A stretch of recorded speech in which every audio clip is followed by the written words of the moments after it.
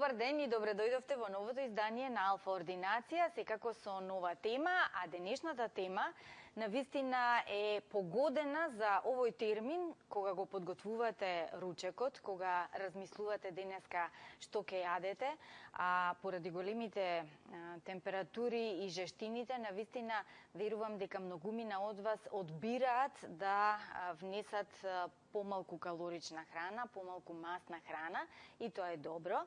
И токму затоа денеска еве се определивме за една тема која што ќе ви даде насока како да се храните правилно, да избегнете дебелината и метаболниот синдром. Ќе научиме нешто повеќе што е тоа метаболен синдром и сето тоа за вашето добро здравје, а секако и за добриот изглед. Па ако сакате да сте здрави и добро да изгледате, да бидете витки, еве, во наредниот час и 15 на минути бидете заедно со нас. Го гледаме прилогот за вовед во темата, а веднаш потоа го почнуваме разговорот и представување на нашата денешна гостинка.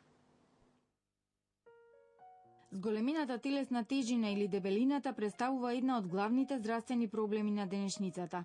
Процентот на дебели лица на светско ниво незадржливо расте во последните 20 години и според Светската здравствена организација представува една од најголемите закани по здравјето на луѓето. Голем проблем представува зголемената телесна тежина кај децата кои подоцна во животот имаат изразени здравствени проблеми. Епидемијата на дебелина во Америка, но во последниве години кај нас продолжува да го зема здравствениот данок кај популацијата и го прави телото подложно на новиот тивок убиец метаболичкиот синдром. Овие лица имаат поголеми изгледи за отстранување на ризик фактори за срцеви болести, мозочен удар и диабетес тип 2, доколку се придржуваат до здравиот режим на исхрана. Метаболичкиот синдром се однесува на присутноста на барем 3 од факторите за ризик, како што се претерана присутност на масно ткиво околу абдоменот, зголемена концентрација на триглицериди во крвта, намалена концентрација на така наречениот добар холестерол во крвта, зголемен крвен притисок и зголемено ниво на шеќер во крвта. Основната причина која доведува до зголемување на тежината е енергетскиот дисбаланс помеѓу внесените и потрошените калории, затоа што на глобално ниво се соочуваме со зголемен внес на храна која е енергетски напумпана и содржи висок процент на масти, значително намалена физичка активност поради променетиот модел на работа, различниот вид на транспорт како и зголемената урбанизација. Промената на моделот за физичка активност и здрава исхрана воглавно е резултат на социолошките промени и околината која го промовира индустрискиот развиток, а ги потиснува секторите кои промовираат здравје, земјоделие, транспорт, урбано планирање, преработка на храна, дистрибуција, маркетинг и едукација. Зголемувањето на телесната тежина и физичката неактивност во раното детство може да ги зголеми шансите за метаболички синдром. Ова е причината зошто е императив да се превенира дебелината и сите нејзини нуспојави уште од раното детство.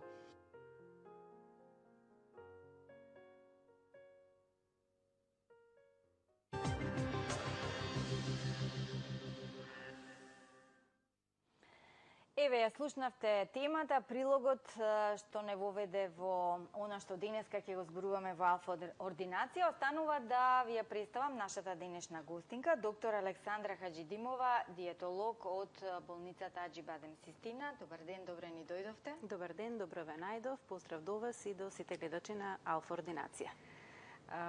Веднаш на почеток ќе ве прашам, дали дебелината е болест или не?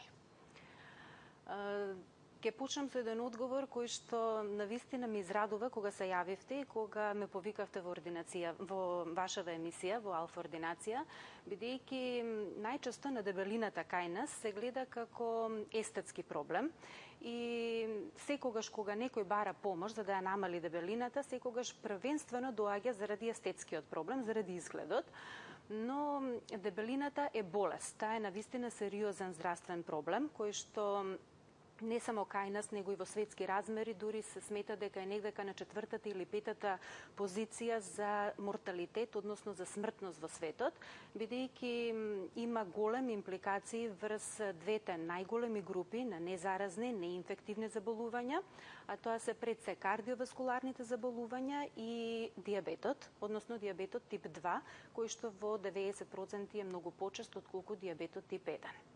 Заради тоа дебелината е болест која што во суштина најмногу се манифестира како едно натрупување на масните наслаги, но тоа не значи дека и оние кои што навидом немаат зголемување на обемот, кој што е најкарактеристичен видлив знак, не припаѓаат во групата на така наречени луѓе кои што имаат зголемен процент на телесни масти. Тоа е тоа кое што во суштина сакам многу повеќе да го разберат луѓето, дека е многу важно не само простото мерење на телесната тежина, бидејќи во телесната тежина ни припаѓа тежината на мускулите, нели тежината на коските, водата и така натаму, но тежината на мастите е таа која што ние и најчесто во ординациите гледаме да ја намалиме, бидејќи тоа е она кое што ја карактеризира дебелината како заболување. Така и ќе ја третираме денеска во ординација дебелината како болест и се она што носи како ризик фактор. Постои ли дефиниција за дебелина?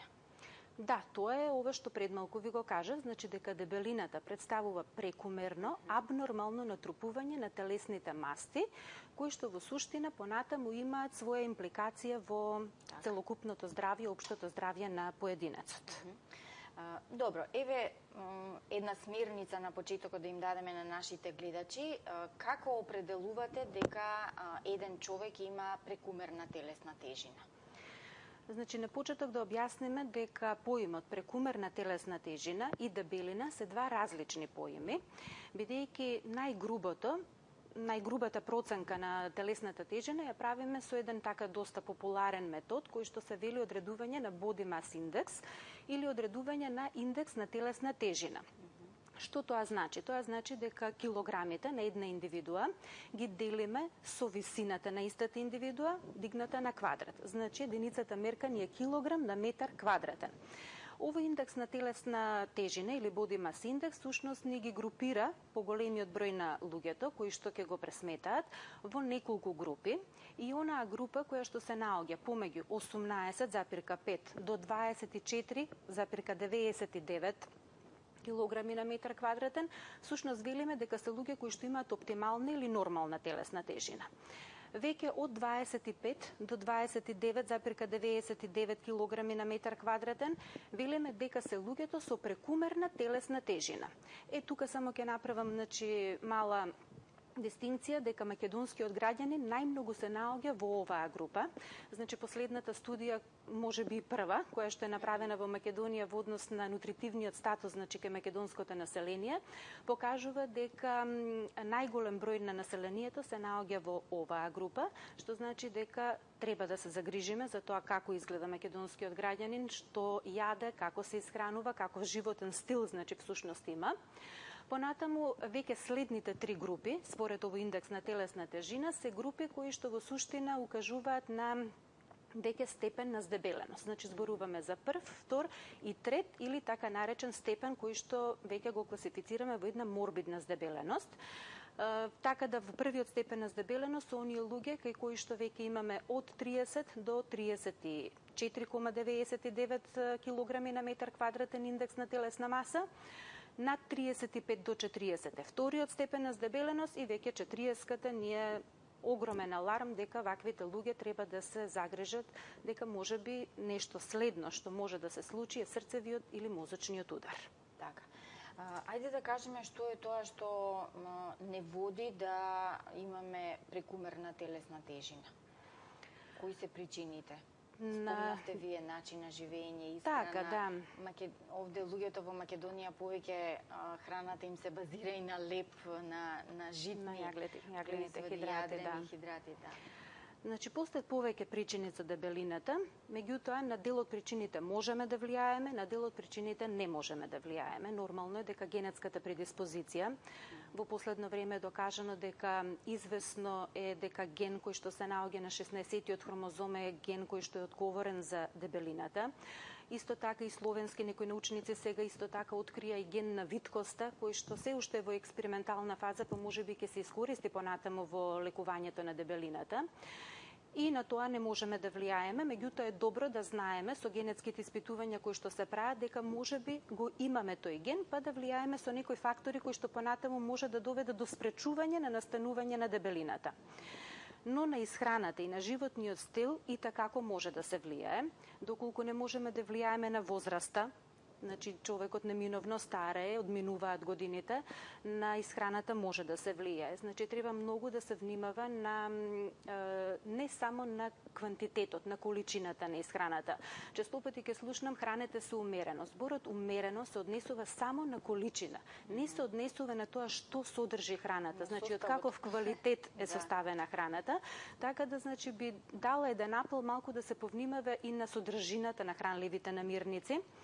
И веднаш ќе кажам дека тука можеби ќе се наметне животниот стандард, дали ние имаме доволно средства за сето тоа да го испочитуваме и така натаму, но не можем да се сложам дека не чинат исто 2 банани со 2 круасана, така да ни тоа не е оправдување за да ние како индивидуи малку повеќе направиме нешто околу тоа здраво да се исхрануваме со здрави намирници и здраво да ги комбинираме исто така ваквите намирници, што исто така уште еден доста важен фактор во самиот начин на исхрана, како и кога го внесуваме оброкот. Дали внесуваме оброк, го прескокнуваме, јадеме еднаш дневно, јадеме 3 пати, 5 пати, 10 пати, грицкаме ли помеѓу, не грицкаме и така натаму. Значи, целиот тој животен стил околу исхраната малку треба да го промениме. Друго е физичката активност, значи, која што исто така неминовно мора да биде присутна, значи, барем по 30 на минути дневно, 5 дена во неделата, онаму каде што дозволува возраста, каде што дозволува, значи, самата физичка кондиција, зборувам за спортисти, за малку поактивни луѓе, тоа веќе може да биде, значи, многу повеќе од оваа минутажа во текот на денот, односно во текот на неделата. Заради тоа и дебелината пред пубертетот повеќе се појавува подеднакво и кај момчињата и кај девојчињата. Меѓутоа, откако ќе настапи пубертетот, веќе женскиот пол е доминантен во појавата на дебелината, заради тоа што момчињата некако како по некоја инерција повеќе одат на кај спортот, повеќе се занимаваат со спорт, а девојчињата веќе наоѓаат некоја друга преокупација, која што можеби е малку повеќе, значи, во однос на седетарниот начин на живот и така натаму, и заради тоа веќе тука се појавува повеќе проблем со дебелината кај женскиот пол. Така.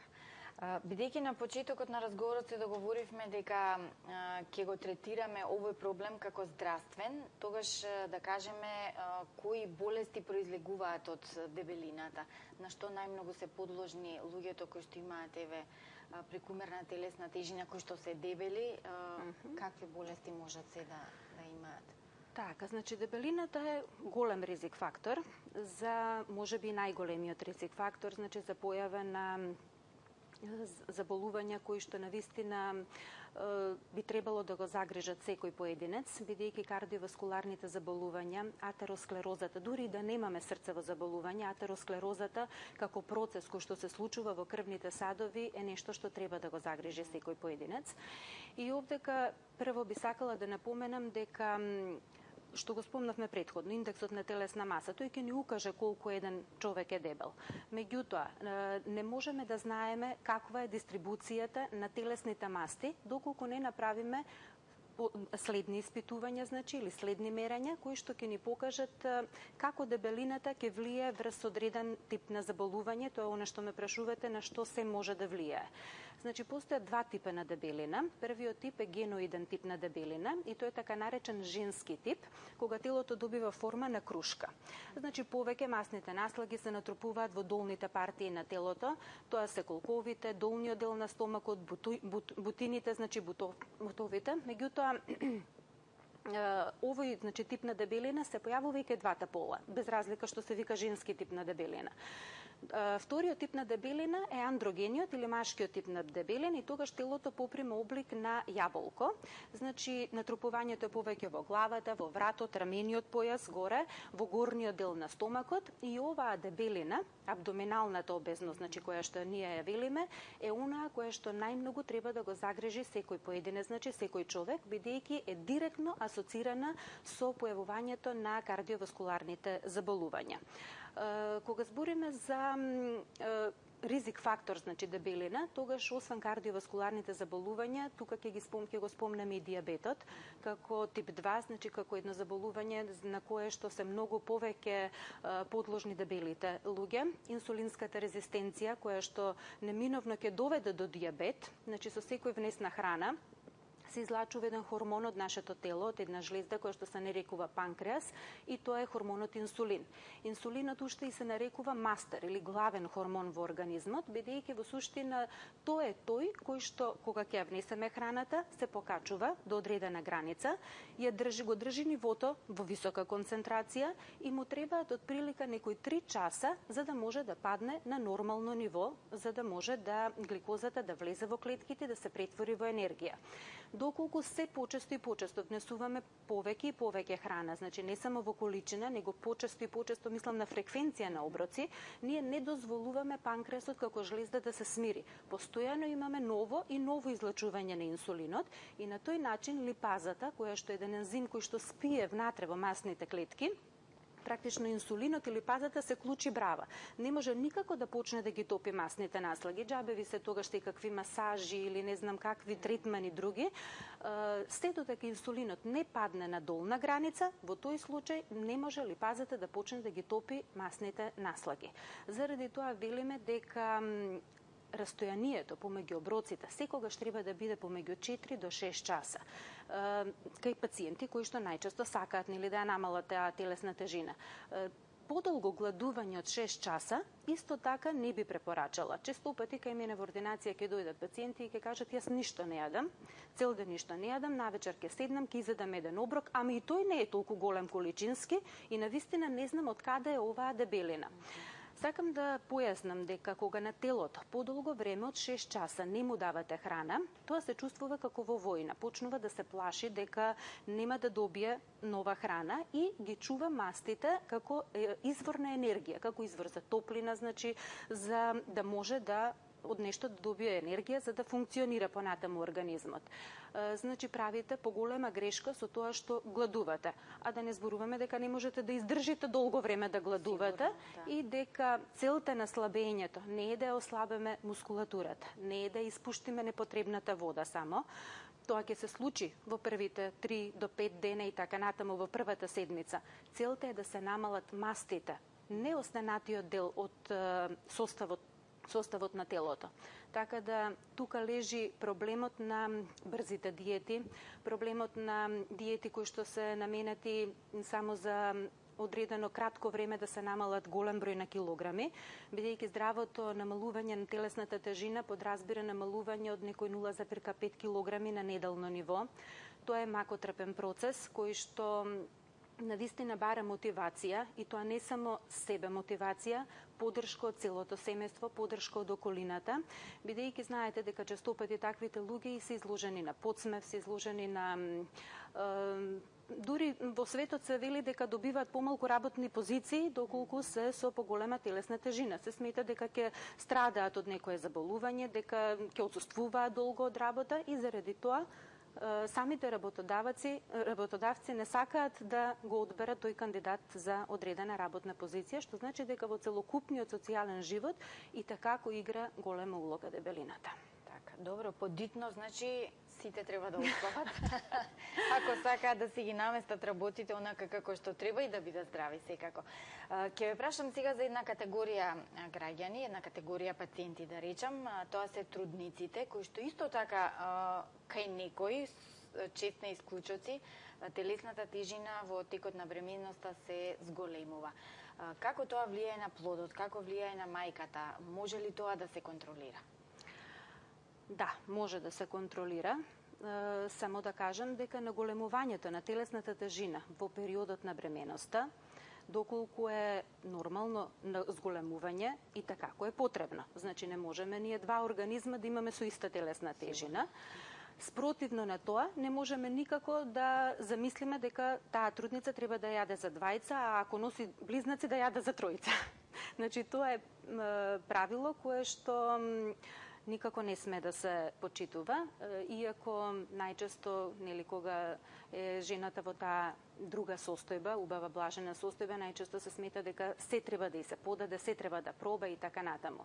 Но вистината е друга, значи дека е многу поважно со која телесна тежина трудницата останува бремена.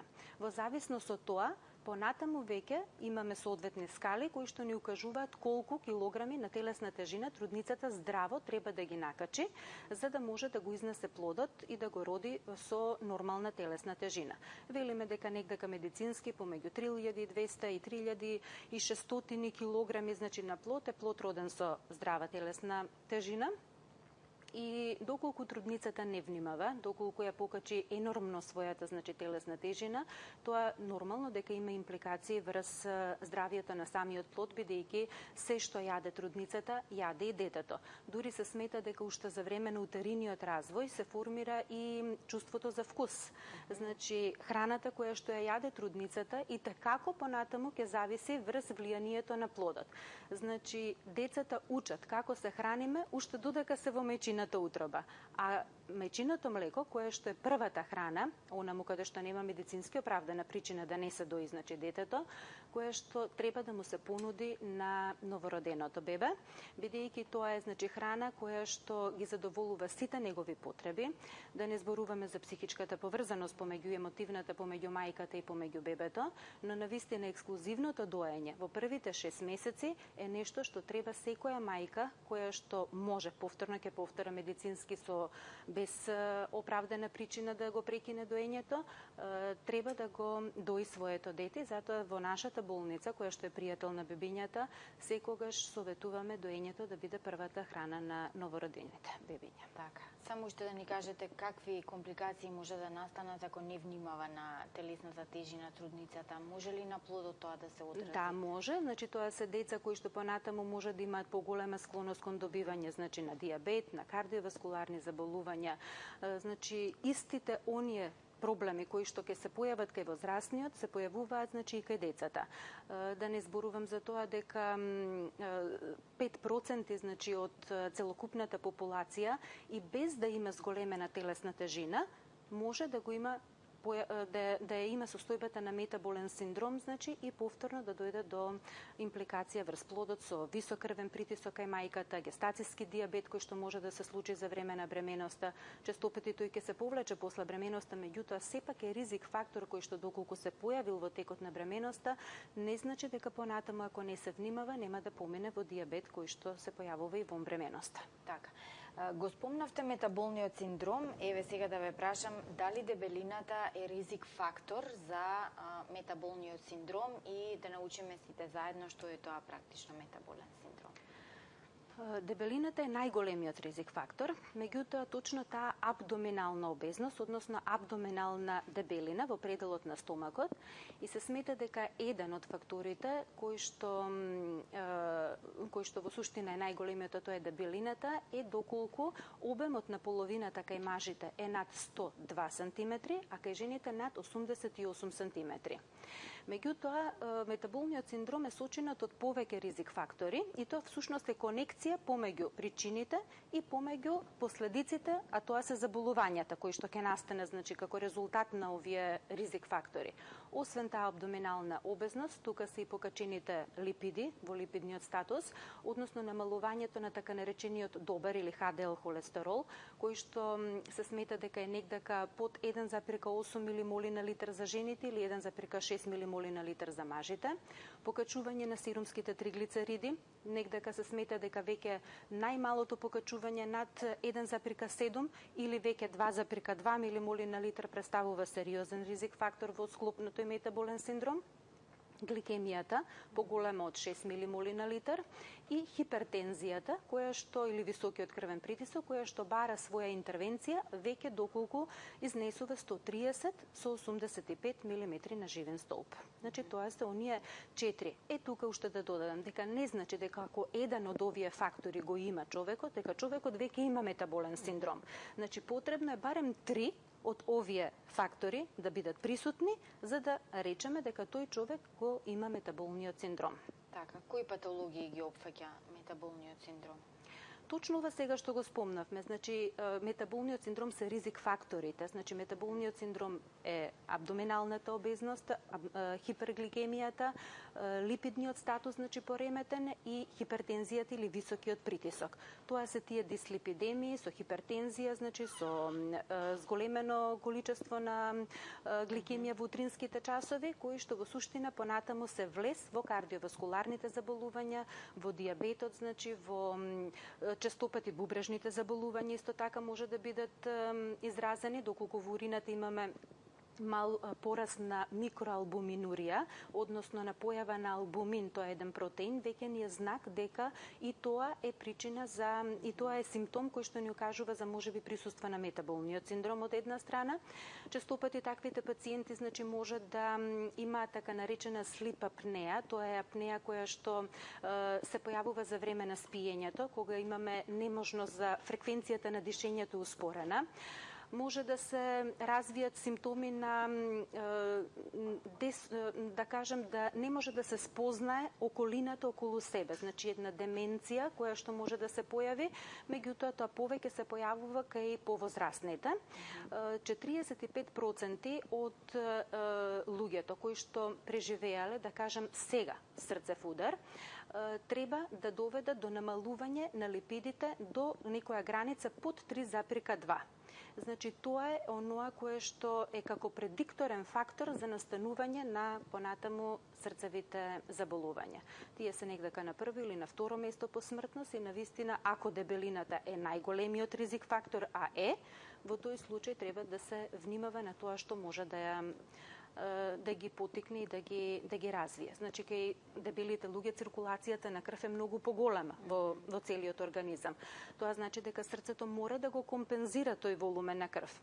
Или ќе го компензира со поголема работа, со побрза работа, или ќе го компензира со хипертрофија на левата комора, значи ќе добиеме едно слабо срце.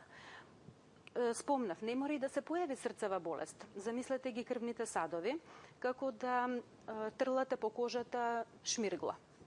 Секој дневно правете го тоа по половина час, на што мислите дека ќе изгледа вашата кожа? Ете така изгледа крвниот сад кога ќе се отвори на оперативен зафат, значи доколку веќе дојдеме до таму.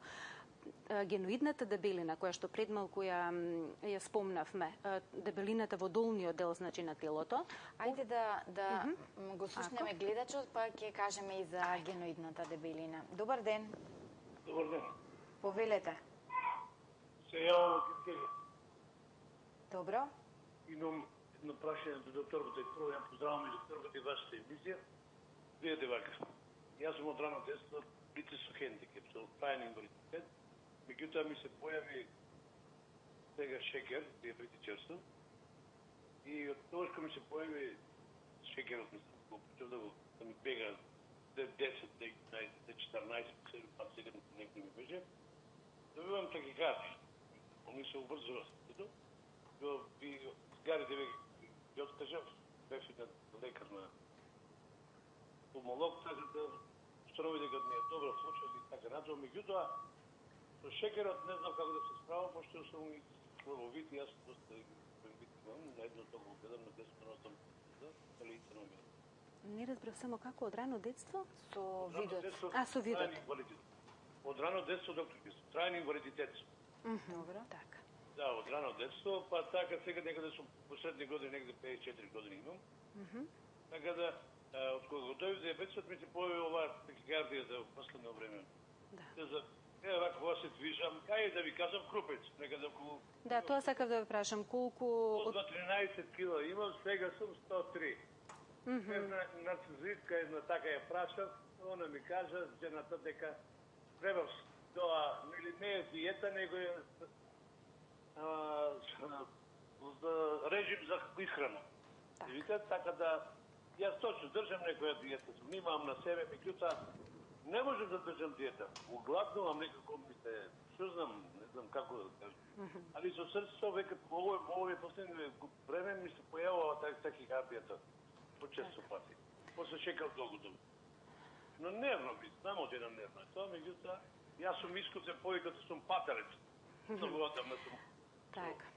Ви благодарам на постапениот професор, имајте убав ден. Поздрав. Благодарам. Вака, значи не спомнавме дека и пошто господинот кажа дека е паталец, дека и стресот доведува до зголемување на телесната тежина заради тоа што го покачува кортизолот, тоа е еден хормон кој што е одговорен за стресот и неретко затоа кога ќе кажат луѓето под стресум, па затоа јадам, значи доаѓа до покачување на телесната тежина. Коморбидитетите, како што се шеќерната болест, заедно значи со кардиоваскуларните заболувања, се многу честа појава. Му предлагам на пациентот обавезно да најде некој да му помогне, да може да го исконтролира шеќерот, бидејќи, колку што разбрав, 14 рече господинот, да. Тоа е преголема вредност на шеќерот во крвта, за која што треба подитно да се направи, значи, регулација, и тоа доколку не може само со начин на исхрана, во тој случај мора да се превземе соодветна медикаментозно лекување. Меѓутоа, кога ќе кажеме диета, диета не значи гладување. Значи, тоа мора да го објасниме поубаво. Диетата всушност значи начин на исхрана, начин на живење. Заради тоа нема потреба од гладување. Треба само правилно да се јаде, да имате од прилика 3 главни оброка во текот на денот, во зависност од гликемијата. Ако е ситуацијата како кај господинот, се внесуваат и соодветни ужини кои што треба да ја држат гликозата на соодветно ниво, па и ако има медикаментозно лекување, и тогаш со соодветна храна се регулира, значи, шеќерот, за да организмот не гладува и за да може да се почитува тој начин на исхрана долго време, односно доживотно. Значи, диетата не треба да се разбере дека вие во овој период сега овие 2 недели ќе ја држите или овој месец вие ќе гладувате, ќе го средите шеќерот, што е невозможно, и понатаму сега ќе се вратите на стариот начин на исхрана. Дали некој не може да гладува, дали некој не може да јаде цел ден, па јаде само еднаш и така натаму, мислам дека треба да се господинот обрати кај стручен кадар, значи, кој што ќе направи соодветен ритам на хранење во текот на денот, со соодветна храна, која што е потребна за неговото заболување, за да може да се регулира шеќерот, а при тоа да не гладува, затоа што го кажа тоа како нешто што е најголема причина зошто не може да прибегне кон соодветен режим на исхрана. Да. Добро. Еве да кажеме нешто што е поврзано со нашата популација овде и она што досега го зборевме, а тоа е метаболниот синдром. И да направиме некоја споредба во светски размери. Каде сме ние? Статистиката што вели за метаболниот систем? Статистика некоја во однос на подетална на метаболниот синдром нема, ниту во светски размери, ниту кај нас, бидејќи метаболниот синдром не вклучува едно заболување. Тука е нели хипертензијата, тука е дислипидемиите, тука е гликемијата, значи покачена обезноста, значи абдоминалната обезност и така натаму, но се смета поединачно, бидејќи сите овие појави се многу чести, дека отприлика околу 36% од целокупното население страда од метаболен синдром. Значи не страда само од еден ваков ризик фактор, туку страда барем од 3 ризик фактори кои што веќе го вклучуваат во групата на пациенти со метаболен синдром. А кај нас се смета дека тој процент е негдека над 20, што навистина е огромен процент. Дебелината е епидемија на 21. век. Значи, тоа е заболување кое што многу здравствени политики пробале и пробуваат постојано да се борат, значи, со него. И доколку би било само просто намалување на исхраната, досега би бил решен проблемот. Меѓутоа е многу покомплексно, бидејќи се вклучени голем број на хормонални механизми кои што во организмот се случуваат. Масното ткиво веќе е орган со лачење, значи се вклучува во склоп на тој ендокрин систем во организмот. И заради тоа бара на вистина добро менаџирање на здравствените политики.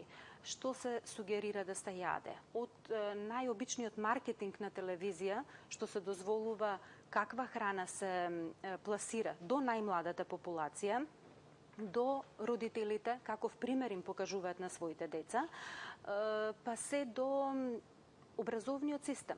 Значи, зошто да немаме вклучено предмет, како сака нека се вика тој предмет, кој што ќе обработува теми од храната. Значи колку има витамини во одредена храна, колку има минерали, која храна зашто е повеќе погодна и така натаму. Имаме една голема среќа да живееме во поднебје во кое што навистина свежиот зеленчук и свежото овошје се достапни и ценовно, значи и финансиски да може да си ги дозволиме, а и се уште вкусни. Вие имате земји каде што храната нема вкус, меѓутоа кај нас се уште тоа не е причина. Едноставно сакам да апелирам да луѓето бидат снобови во тој поглед. Немојте да дозволите да си го подценувате своето тело со внес на штетна храна. Зошто мора да е подобро да се купат 3 хамбургери, значи да се определиме за брзата храна, кога можете да купите пола килограм квалитетно домашно месо, кое што значи ќе го припремите и ќе направите плескавици дома. И значи повторно вие ќе имате вкусна храна која што ќе биде приготвена. Значи нека готват домакинките. Да, тоа сакам да кажам. Не одзима време. Значи одзима време не планирањето. Доколку не испланирате, во тој случај, да, ќе се создаде еден хаос, немате дома се што ви е потребно, па денес баш сакав ова, сега го нема тоа и така натаму. Планирањето е прва и основна работа која што во многу помага во семејствата, доколку се испланира барем една недела, што таа недела ние би имале за појадок, ручек, вечера, и на тој начин можете да ги вклучите и децата. Нормално вие на едно дете од 7-8 години нема да му дадете да припреми цел ручек. Меѓутоа не е лошо да дадете да го измие зеленчукот, да ја направи салатата и така натаму, за да се создаде навика во внес на свежа, значи храна, во внес на необработена, нерафинирана храна. Ќе кажам, да речеме да пробате само една намирница од штетните намирници да ја исфрлите. За мене тоа е маргаринот, значи една од најштетните намирници. Ќе видите колку е тешко. Заради тоа што маргаринот не значи исфрлање само да не намачкате на лепчето лепи маргарин. Се наоѓа секако, се наоѓа во кексите, колачите, разните торти, пецивата кои што ги припремаме и така натаму. Така да се промени навиката, знам дека е тешко, но верувајте дека доколку од мали нозе се научат децата како треба да се исхрануваат, која храна треба да ја почитуваат, нема да биде понатаму проблем и тоа ќе се пренесува од генерации на генерации. Така. Добро, ајде да ги погледнеме вестите во минута и кус блок на реклами, па ќе продолжиме со разговорот и секако ги очекуваме вашите јавувања, телефонските броеви ги имате на вашите екрани.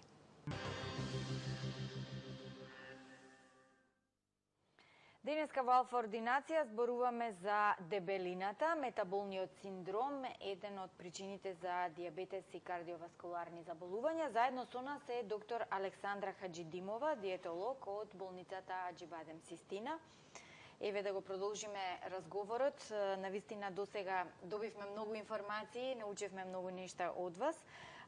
Би го продолжила разговорот во насока на тоа што бидејќи еве процентот на популација рековте дека е 36%, што според мене е голем процент оние кои што имаат метаболен синдром или предиспозиции, па затоа сакам да ве прашам на која возраст практично се јавува за да можеме нели од најрано дејство кај децата барем да превенираме. Метаболниот синдром може да се појави и во младите години, нормално.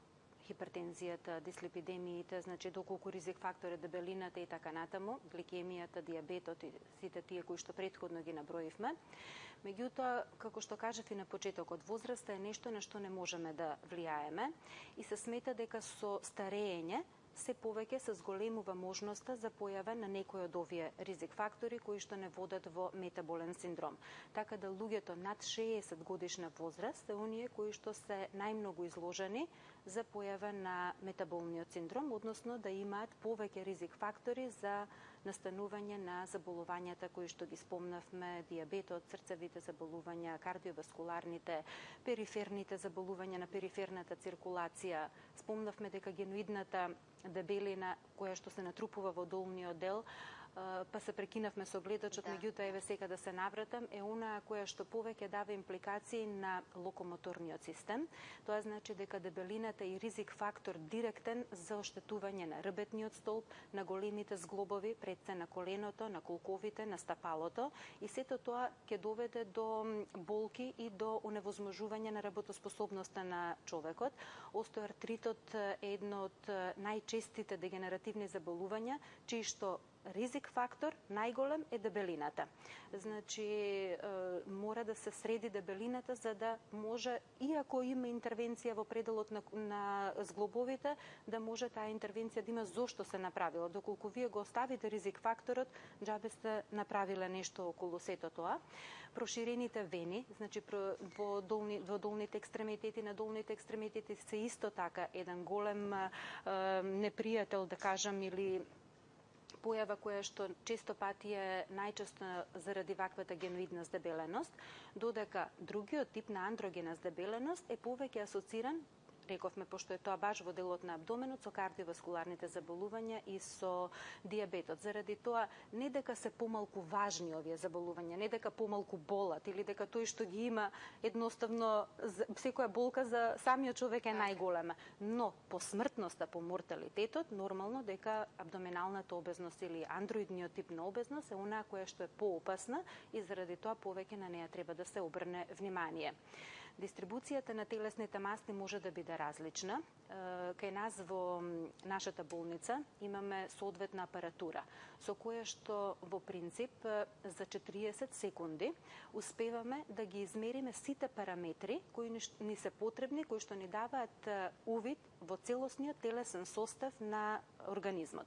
Значи, сакам да кажам дека мериме тежината на мастите, ќе ни даде одговор за тоа колку се тешки мускулите, колку имаме вода внатре во органите или надвор, значи меѓуклеточна течност вода, бидејќи не е ист процентот на таа течност. Она што е доста важно, ни го дава соодносот помеѓу половината и помеѓу колковите. Тоа е оној сооднос кој што за мажи би требало да биде до 1, а за жени би требало да биде негдека до кај 88. Се над тоа корелира со појава повторно на поголем ризик од овие заболувања кои што ги спомнавме.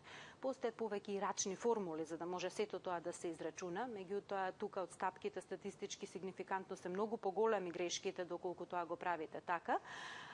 Ваквите анализатори, телесни анализатори како што го имаме ние во Аџибадем Систина, се најдобра можност за кратко време да го добиете целиот состав на телото, на тој начин да можете соодветен режим на исхрана да препорачате, затоа што негдека треба да ги намалите телесните масти, да ги зголемите мускулите, негдека треба малку мускулатурата да се регулира, тоа се прави со соодветна храна, значи со соодветен режим на исхрана, и на тој начин ќе го воведете човекот во еден здрав начин на исхрана, но без гладување и со храна која што ќе овозможи сите параметри некако да се доведат во некоја нормала. Значи, да не дозволиме млади луѓе, значи најчесто помеѓу 25-та и 30-та година, поготово, значи женски пол, да имаме во ординациите преполни ординации со млади дебели луѓе кои што доаѓаат само заради естетската причина. А на крај нека биде првата причина заради која што ќе дојдат. Па понатаму со решавање на естетиката ќе се реши останатиот ризик фактор. Меѓутоа, сакам да апелирам дека сепак треба премногу да ја смениме навиката на мислењето околу самата дебелина како појава кај луѓето. Така. Имаме двајца гледачи, ајде да ги чуеме прашањата. Добар ден. Добар ден. Повелете. Јавувам се од Радовиш. Поздрав до водителката и докторката. Сакам да ја прашам докторката. Јас порано имав холестерол, мрсноти у крвта. Скупниот холестерол ми беше 8, а сега имам 6. А имам на телото мрсни ткива. Правам го оваа чистењето 2 пати у годината со сол и цитроно и маслиновото масло. Па дали од нив ќе ми помине или не? Првото прашање. Друго, со дајле одам на пешачење пешачам по сат и 15-20 минути. Добро. Иначе не сум дебела, 1,63 со 62 килограми, 1,63 висина, мислам, 62 тежина. Садајле кога одам на шетање, пред да излезам, пијам чаша вода 300 мл. Пред излегување, до мене взимам пола кило вода, 500 мл. Дали е правилно што користам садајле водата дома и за пешачењето кога одам? После сам на здрава искрена повеќе на блендирани сокове, со семки, сустами, овие сите што пребат, нели, ленино семе, тикви, од тикви семки, сончуглед, сите тие семки ги користам, со овошје, обично, после овошје, па на 10-11 саат веќе го спремам ручокот. Дали се правилно исхранувам или не? Сакам да ми одговорите. Така. Фала многу напред.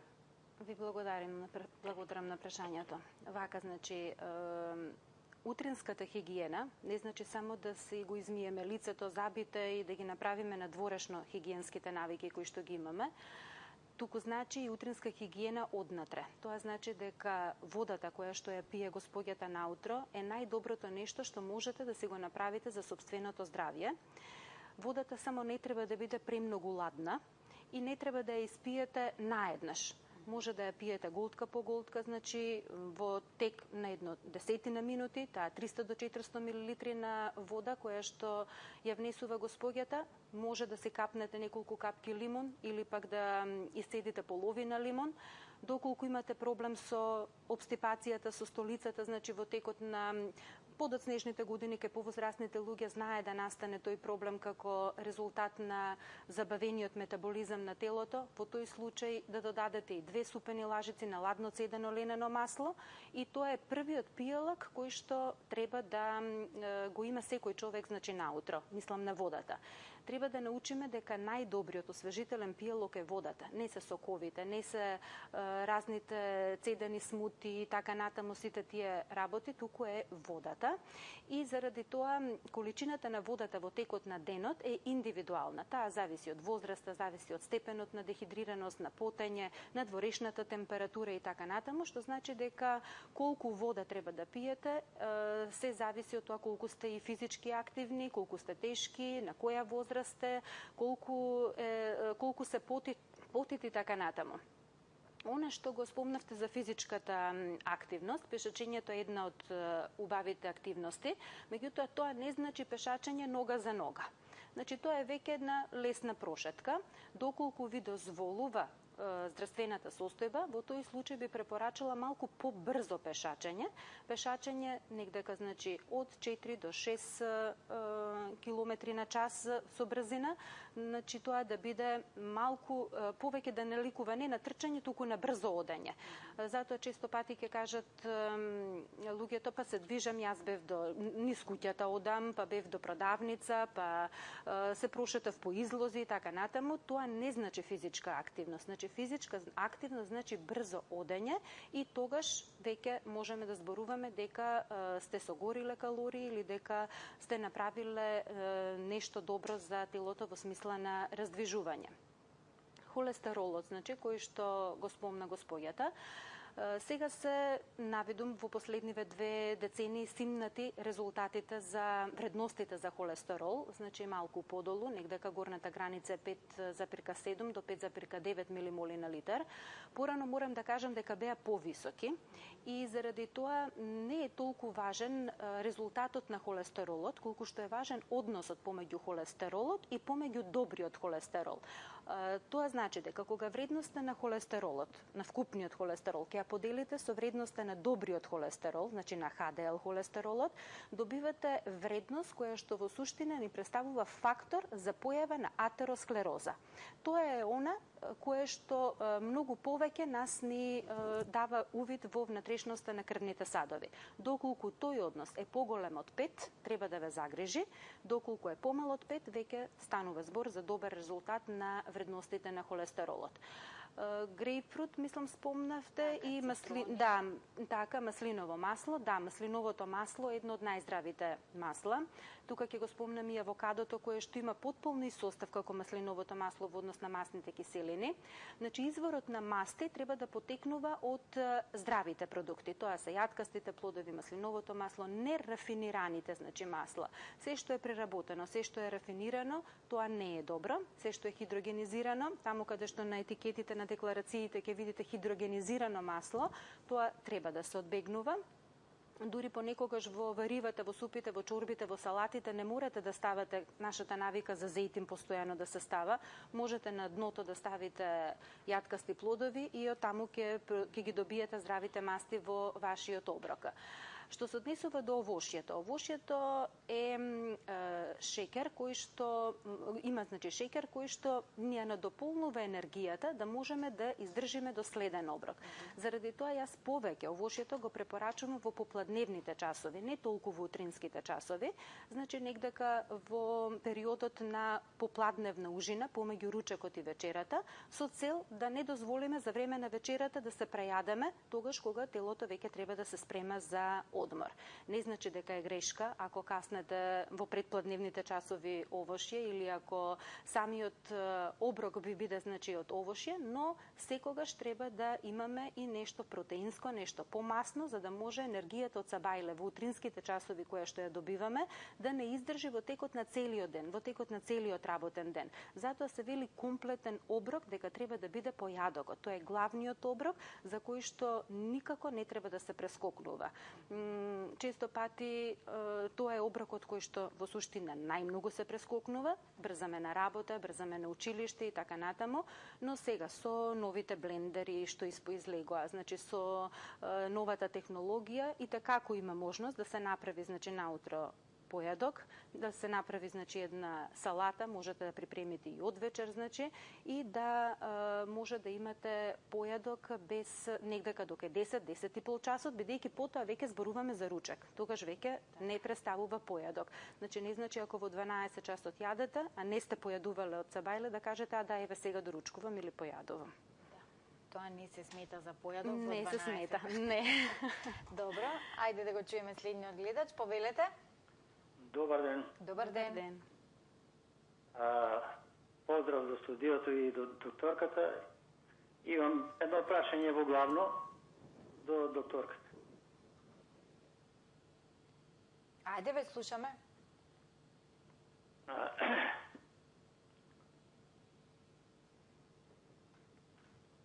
Ајде, повелете со прашањето. Кај мене се јавуваат болки во мускулите на надлактицата. Веќе подолго време, па ме загрижува, не знам што е причината фактички. Го разбравте прашањето? Болка во мускулите на надлактицата, мислам дека така.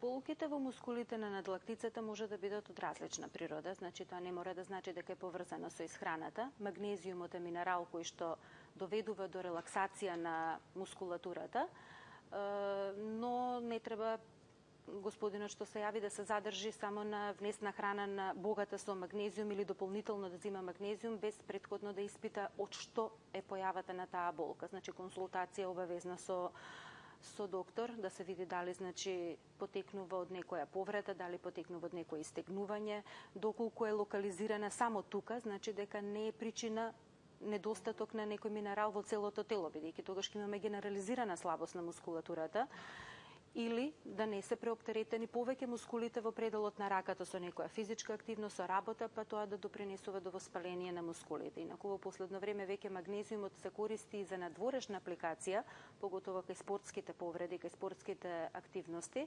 со втрлување надворешно, значи од кожата, и навистина има ефект во релаксација на самата мускулатура. Така, ајде да го чуеме следното прашање. Добар ден. Ало, добар ден. Повелете. Поздрав, тоа што сакав да прашам докторката кажа сега, па и ја да се надофрлам на тоа. Јас сум 30 години близко диабетичар, не сум на инсулин, на апчиња, иначе боледомиотиреоидна жлезда со хипертиреода е мојата диагноза. килажа ми е 61 кило, висока 60 метро и 65 и така да до сега сум се одржавала супер. Пијам амаривот на сабајле и глукофаш 850 ручек и вечер. Ама нешто в последно време на сабајле шеќерот ми е 8-ка. А почнувам секое утро со вода по 2 чаши, па пијам апче, амарил 3 и почнувам со овошје, без разлика едно овошје, јаболко или праска. Па тоа сакав да ја прашам докторката, дали е во ред што почнува со овошје или не е во ред? Премногу се создаде навика овошјето да биде појадок кај нас и грешка. Нема да го наречам грешка, почнувањето со овошје, бидејќи овошјето треба да се јаде на гладно. Меѓутоа, тоа не значи дека не можете да изедете оброк, па да почекате да помине од прилика некој 2 часа, па тогаш да го внесете овошјето. Значи, за сабајлешната вредност на осмица на шеќерот, повеќе е одговорен претходниот ден, што сте јаделе во текот на претходниот ден и во текот на вечерата.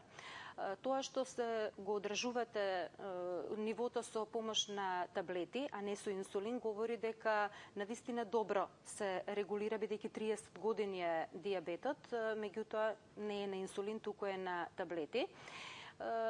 Така да, во однос на овошјето, јас би ви предложила да го промените појадокот, значи да земете малку по-енергетски појадок, кој што ќе биде, значи, богат со спори шеќери, значи интегрални житарки, кои што ќе овозможат споро спуштање на шеќерот во организмот. Не инсулинот да го дигнеме многу високо и потоа, значи, брз пат, затоа што шеќерите се сламовошјето е со брзи шеќери, доведува до многу брз скок на шеќерот и брзо огладнување. Значи нешто што подолго ќе ве држи сити, за да нема потреба од внесување на храна на пократко време од 3 до 4 часа.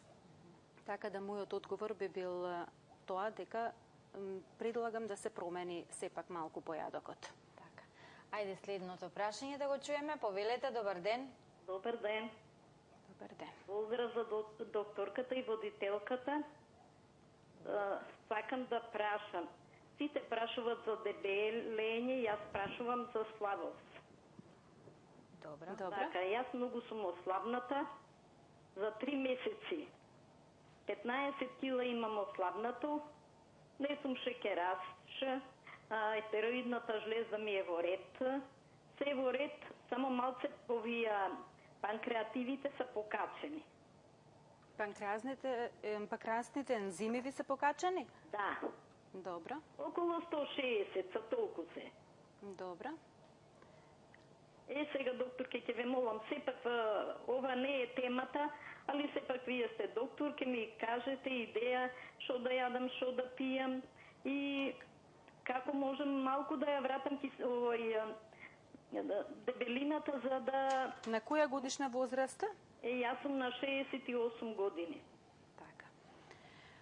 Значи, падот на телесната тежина се очекува во повозрастната група на старосна група, значи на луѓе. Другата страна на дебелината е малнутрицијата, односно намалената телесна тежина. Дури во одредени ситуации зборуваме за анорексија и така натаму. Би спомнала дека тоа се повеќе различни режими на исхрана кои што се препорачуваат за накачување на телесната тежина. Меѓутоа, сепак, секогаш треба да се води сметка дали тука имаме некој друг коморбидитет, значи кој што довел за таков нагол пад, бидејќи 15 килограми за 3 месеци не е од возраста кај пациентката. Може би има некоја друга причина која што довела до намалување на телесната тежина. Наутро денот секогаш треба да се почне со еден високо енергетски, значи шејк, и тоа да биде храна која што ќе биде секојдневна, со секојдневен калориски суфицит. Значи не да биде денеска внесуваме повеќе храна, па утре забораваме, па задутре пак внесуваме средно и така натаму. Значи потрошувачката секогаш треба да биде на помало ниво од тоа колку што ја внесуваме храната. Бројот на оброците значи треба да биде од прилика околу 6 до 7, значи дури понекогаш оброци во текот на денот. Најчесто се препорачуваат 2 јаглехидратни оброка во текот на утринските часови, понатаму следи ручекот, а протеинските оброци се повеќе наменети за попладневните часови. Така да освен тоа што треба да се открие причината зошто е тој нагол пат на телесната тежина, бидејќи честопати тоа може да бидат и сериозни заболувања кои што може да доведат до вакво нагло слабење. И исхраната има значи големо влијание во тоа што јадете и како ја комбинирате. Значи, за една ваша информација, комбинацијата на сладко и масно секогаш става на тежина. Тоа значи дека оревите и медот, например, и двете се здрави намирници, меѓутоа нивната комбинација дава на килограми на телесна тежина, иако некој смета дека за време на ужина може да се каснат малку таков тип на храна и дека тоа е нешто што нема да им ја покачи телесната тежина. Значи, совет обавезно да се јавите до најблиска ваша значи ординација, матичен доктор, на кој што убаво ќе им ги кажете сите ваши анамнестички податоци, целата ваша 3-месечна наназад значи историја зошто е настанато тоа намалување да се види, бидејќи добро земената анамнеза представува пола диагноза, значи тоа е едно така златно правило кај нас во медицината. Добро. Ајде да го чуеме и следниот гледач. Повелете, добар ден. Добар ден, водителката и докторката. Сакам да ја прашам докторката дали може мускулите, балките до мускулите да бидат предизвикани од отворен стрес на живееш. Дали може како последица да биде стресот? Како не разбрав мускулите? Ајде уште еднаш прашањето. Живеев голем стрес и од кога го доживеев стресот, осеќам големи болки во раците, во ногите, во мускулите. Сега, дали може од тоа да биде добро? На возраст од 65 години, доста сум подвижна, за килажата знам дека ми е малку, треба да намалам, а се трудам, намалив, едно 4-5 кила за овие 9 месеци, често викам се движам, немам шекер, немам холестерол, немам триглицериди, едино имам само кардиовиол за срцето и то 2 пати на сабајле и на вечер по пола. Што е како последица? Без тематичната, да ми објасни докторката за доретата таблета. Значи, проблемот се болките во мускулите. Да, стресот знае да направи проблем со така наречени болки во мускулите, што не значи дека во организмот недостасува некој минерал или некој витамин. Може да биде значи акутен стрес како причина за ваквата појава. Потребно е време да помине за да дојде до релаксација на целосната мускулатура, затоа што телото кога е во стрес нормално дека се згрчува.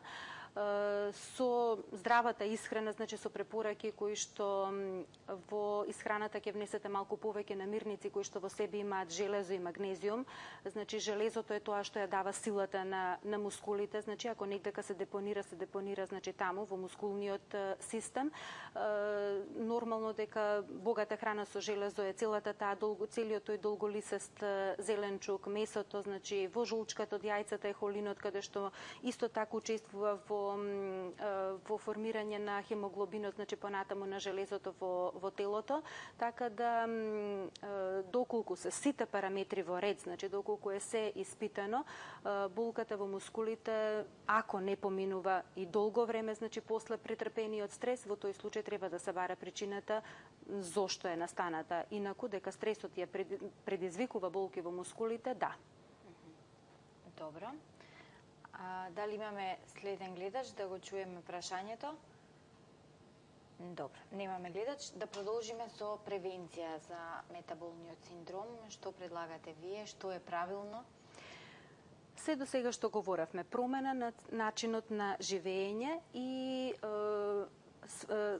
здрав животен стил. Значи тоа не подразбира само промена на храната, туку подразбира и поголема, значи физичка активност, да седентарниот начин на живење малку го замениме со не можеме да си го смениме работното место ако ни е работно место со седење, меѓутоа можеме да направиме нешто повеќе после своите работни обврски, после училишниот ден, значи така натаму, значи малку повеќе активирање на целото тело. Тогаш кога се има време, да не се оптеретуваат луѓето дека ако немам време наутро да повежбам, дека е поштетно е навечер и така натаму, точно во утринското вежбање може би најдобро, но ако се нема време, подобро е значи во текот на денот да се најде 20 до 30 минути за сето тоа да се направи, да не се прескокнува појадокот како една основна пракса која што треба да се воведе во секое семејство, бидејќи верувајте дека родителите се најголемиот пример за децата. Тоа што го правите може би мислите дека нема никакво влијание, меѓутоа 100 пати кажете дека е нешто здраво, а еднаш каснете го, нездравата храна каснете, а повеќе ќе се јаде тоа што е нездраво, отколку тоа што вие му го зборувате на детето дека е здраво. Значи, тоа се основните фактори на кои што можеме ние сами да влијаеме. Пак ќе кажам, на генетиката не можеме, на возраста не можеме, значи на некое друго заболување кое што го имам исто така не можеме. Една од пациентките кои што се јави спомна дека има хипертиреоза, значи заболувањата на тироидната жлезда исто така корелираат со промени во телесната тежина. Хипотиреозата или незината намалена работа доведува до зголемување на телесната тежина, хипертиреозата до намалување на телесната тежина.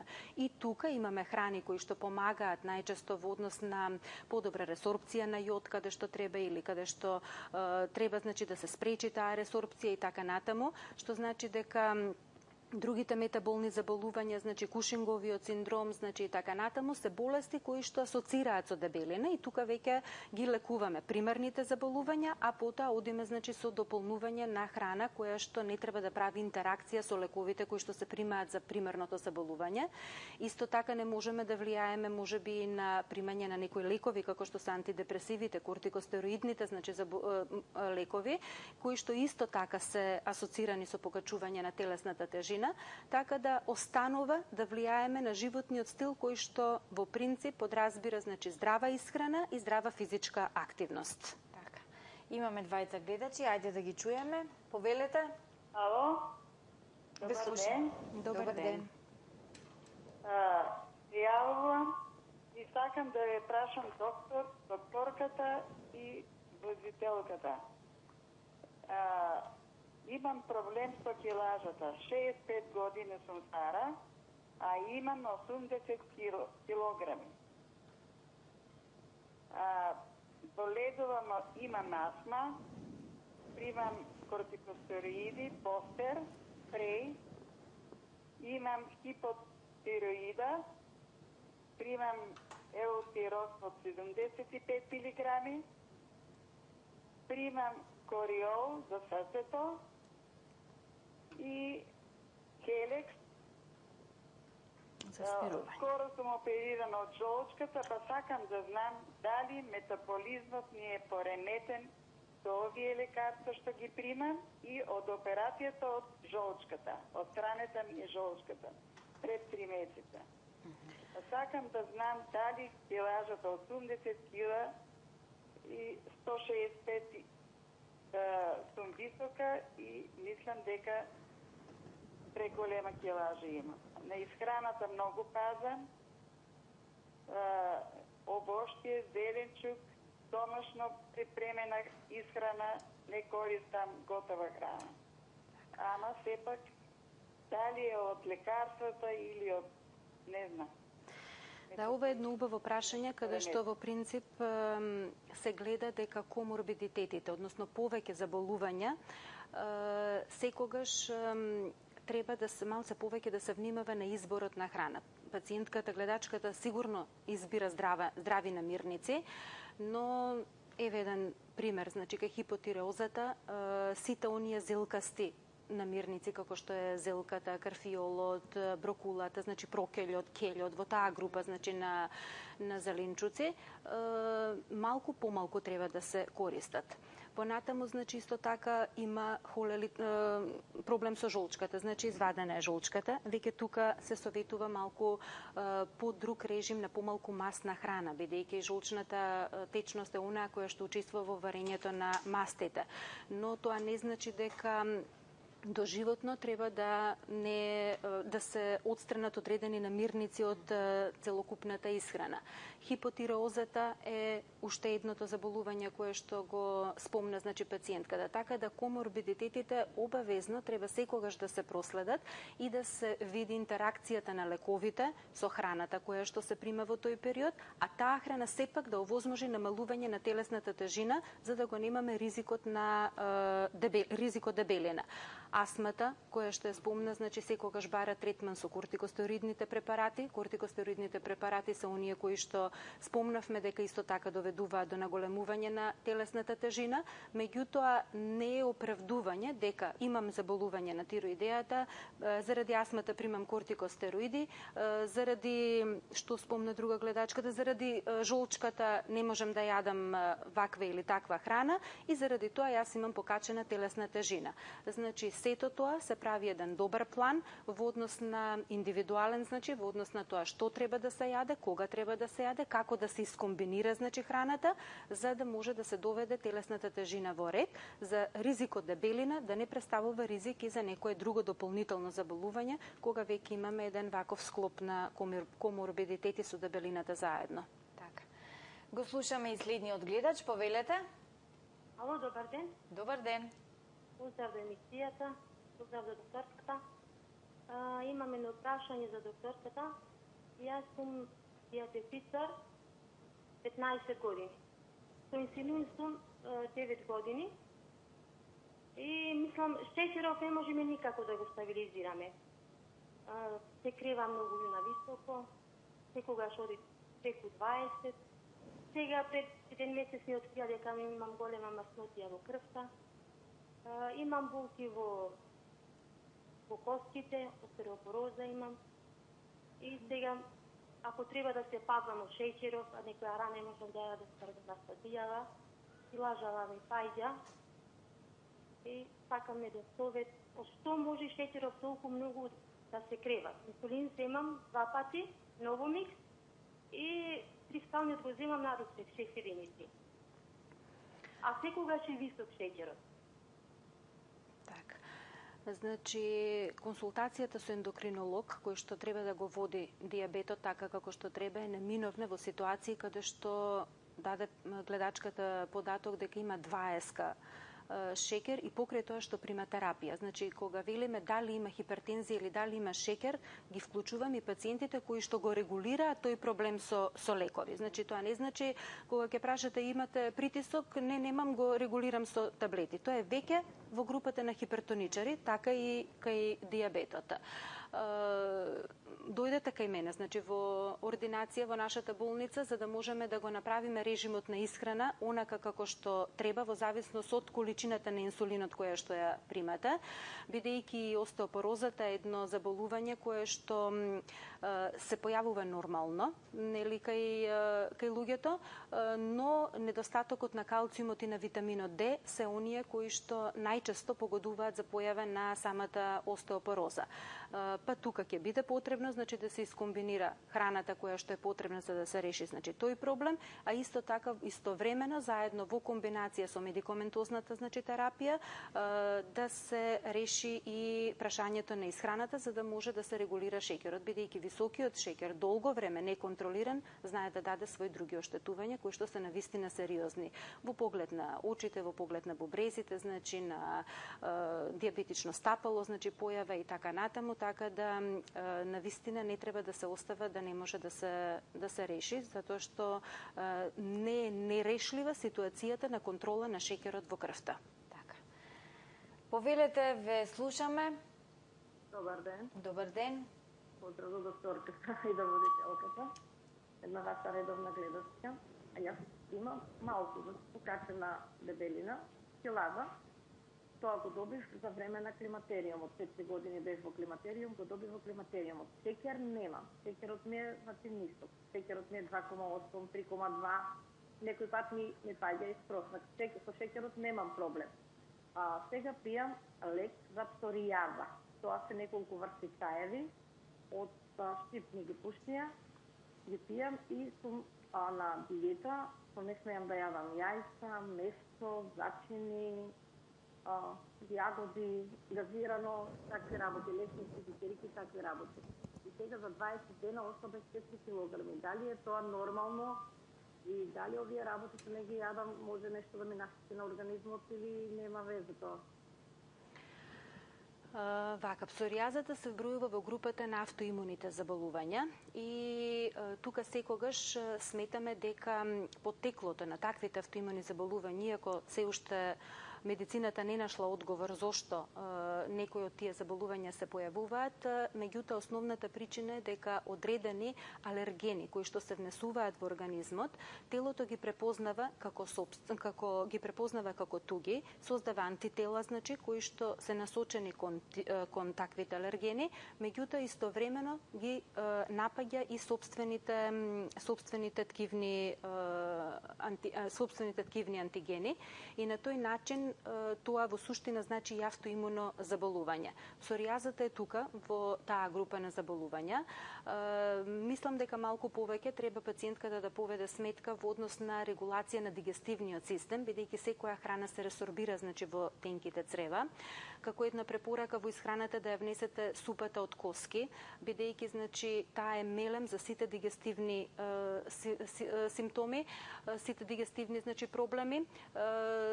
Можете да ја направите или како супа или да ја направите како бујон, меѓутоа за да не готвите секој ден, значи во однос на самата подготовка, но обавезно да се внесе. Пред да ја правите, коските обавезно да ги ставите во оцет кој што ќе ги излече сите минерали, за да може значи понатаму да ги добиете вие таквите значи минерали. Исто така, значи, домашниот кефир е нешто што како пребиотик и пробиотик треба секогаш да се користи. Мислам на домашниот, направен од овие тибетанските домашните кефирни зрнца, бидејќи тоа е спој на ацетооцетни бактерии кои што се хранат од лактозата и од казеинот во самото млеко и на тој начин имаме еден безказински, безлактозен пијалак кој што нема да ја оштети дополнително дигестивната флора и ќе овозможи ресорбција на сите хранливи материи, значи понатаму во телото.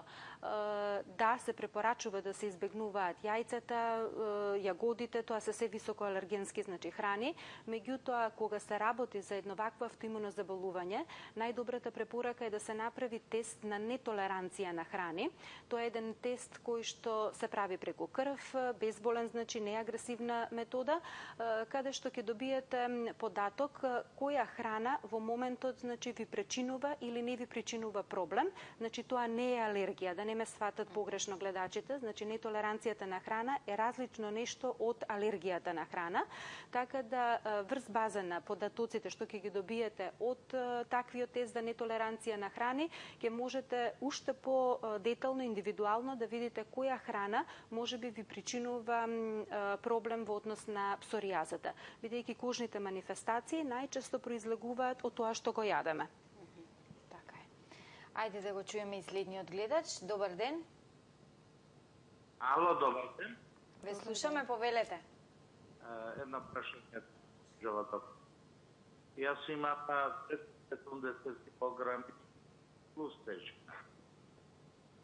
Може би може да покасно ќе ве знам прокава да околу зеленчок па и во количини смемени шалите системе за знаете како, се прекинува и слабо ве слушаме, не можеме да ве разбереме. Да се обидеме уште еднаш или да се јавите или некако... Само момент. Ајде, ќе ве почекаме. Дали сега се слушаме? Е, сега е одлично. Повелете. Имам преку 70 килограми плюс тежина. Добро. Значи, прашањето до госпожава докторка е да објасни нешто околу зеленчокот тип А и зеленчокот тип Б, количините кои смееме ние диабетичарите да ги земаме, зашто сега во летниот период, примерно јас преку килограм, кило и пол домати краставици конзумирам, така, со тоа ја гасам фактички гладта, затоа што имам потреба од ситост, да се там во жалундикот. Зеленчукот тип А не е толку спорен колку типот Б, тука ако можете во некој контекст нешто образложете, ве замолувам. Поздрав, пријатно од мене. Пријатно. Значи вака, зеленчукот тип Б е всушност зеленчук кој што е коренен зеленчук. Се што има корен во земјата, го велиме дека е зеленчук од тип Б, и тоа најчесто е зеленчук кој што има повеќе скроп, повеќе шеќер, значи во него, и заради тоа би му предложила на пациентот повеќе да го јаде во свежа форма, бидејќи со самата термичка обработка уште повеќе доаѓа до зголемување на концентрацијата на ваквите, значи шеќери во самиот зеленчук. Значи тука се вбројува компирот, тука се вбројува дајконот, морковот, цвеклото, значи сето она репката, значи сето она што има корен во земјата. Така да подобро ќе биде да изрендате салата свежа од цвекло и од морков, отколку морковот заедно со пашканатот и со целерот, со самиот корен на целерот да го ставите во супа. Значи на тој начин ќе успеете да ги внесете витамините, растителните влакни и минералите од самиот зеленчук, меѓутоа ќе го внесете во свежа форма со помалку шеќер, наместо да го внесете во готвена форма кога има повеќе, значи скропи шеќер во самиот зеленчук од тип Б. Зеленчукот од тип А, и самите спомнавте веќе, тоа е зеленчук кој што може во поголеми количини, значи да се консумира, каде што во исхраната на диабетичарите, значи е повеќе дозволен, а контролата со количините се препорачува за зеленчукот од тип Б. Сега, за да го заокружиме овој наш разговор за крај на емисијата, јас би сакала да чуеме генерално еден совет од вас, вклучувајќи го и следново прашање. Луѓето сами одбираат некои диети со кои што би ја регулирале својата тежина или да кажам би ја намалиле тежината. Па имаме хроноисхрана, имаме диета на обединети нации, на овој на оној. Знам дека вие поинаку работите, што препорачувате и кој е вашиот совет за сите оние кои што сами посегнуваат по диетите? Првиот и најважен совет е во животната култура на луѓето да се внесе контролирањето на телесната тежина, контролирањето на крвниот притисок, контролирањето на шеќерот, односно на гликемијата и на липидниот статус. Не да го правите тоа на секој месец нормално, самите значи прегледи, чека прегледите кои што се препорачани во зависност од возраста на луѓето и така натаму треба да се следат, меѓутоа не треба ни да оставите воопшто да не направите никаква контрола на сето ова. Контролата на телесната тежина, она што е мојот дел посебно, сакам да истакнам дека треба да ја направите на анализатор кој што ќе покаже поодделно колку што ви тежи во телото, не само груба проценка на телесната тежина, и сами да донесувате суд дали имате вишок или помалку, значи во однос на грубата бројка што е покажана на вагата.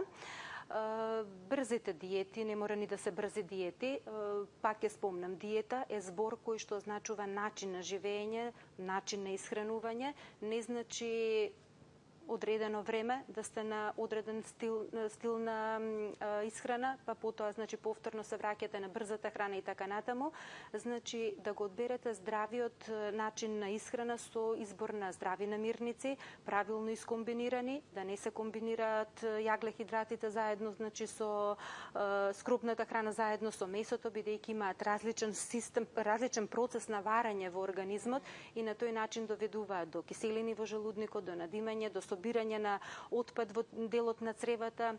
Заради тоа и дебелината исто така не кажавме представува ризик фактор за колоректалниот карцином, значи кој што има висока стапка, значи на покаченост кај нас.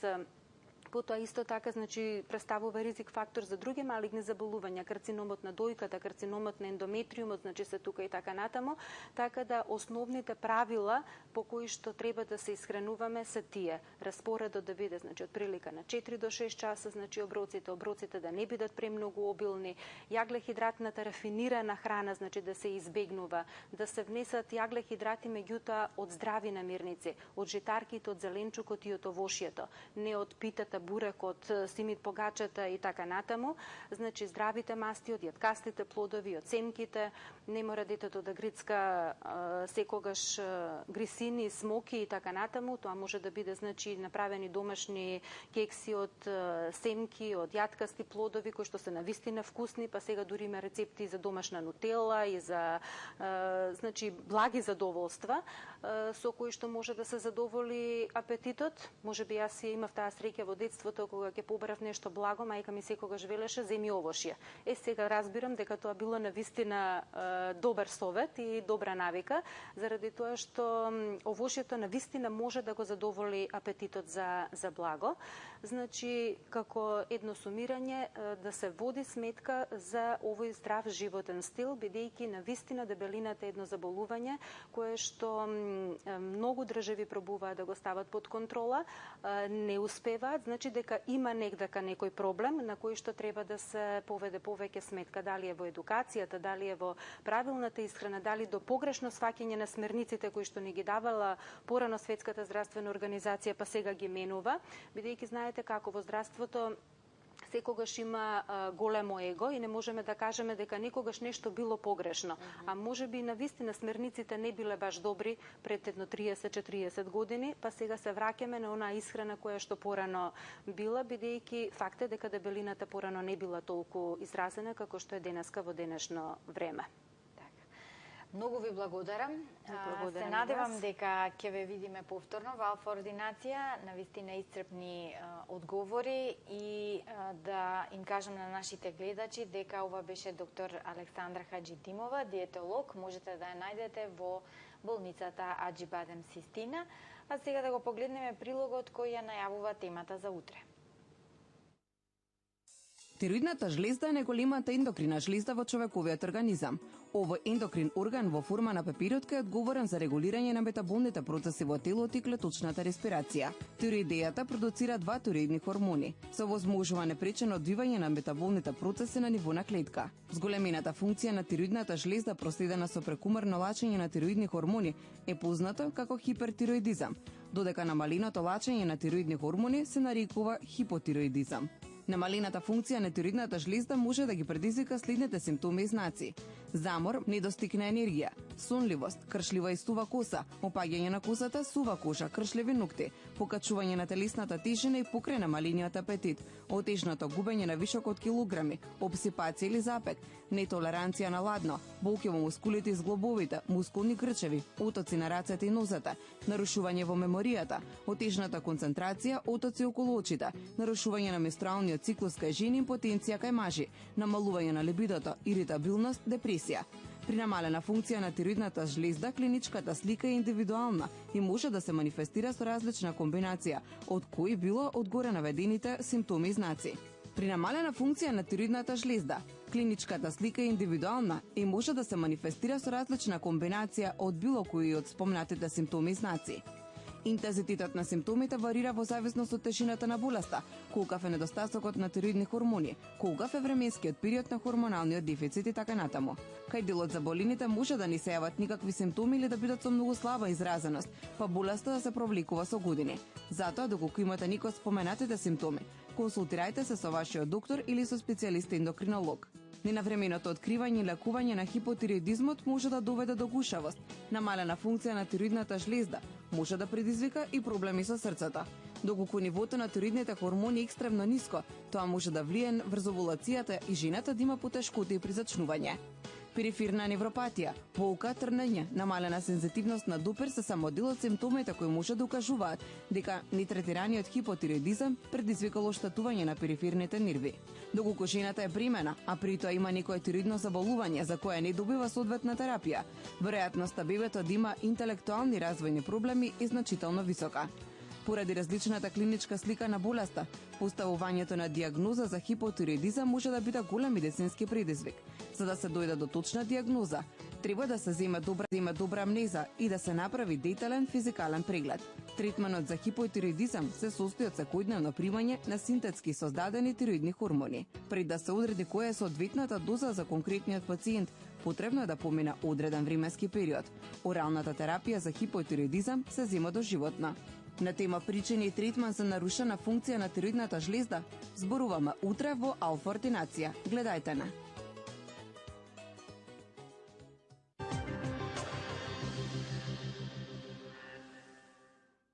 Останува да ве поздравам, да ви посакам убав ручек, да внимавате што јадете, за да го зачувате своето здравје и да ве поканам да ја погледнете емисијата Збор по збор, секако да учествувате, бидејќи тематски некако се надоврзува на она што досега зборувавме во Алфа Ординација. Ве поздравувам и ви посакувам добро здравје. Довидување.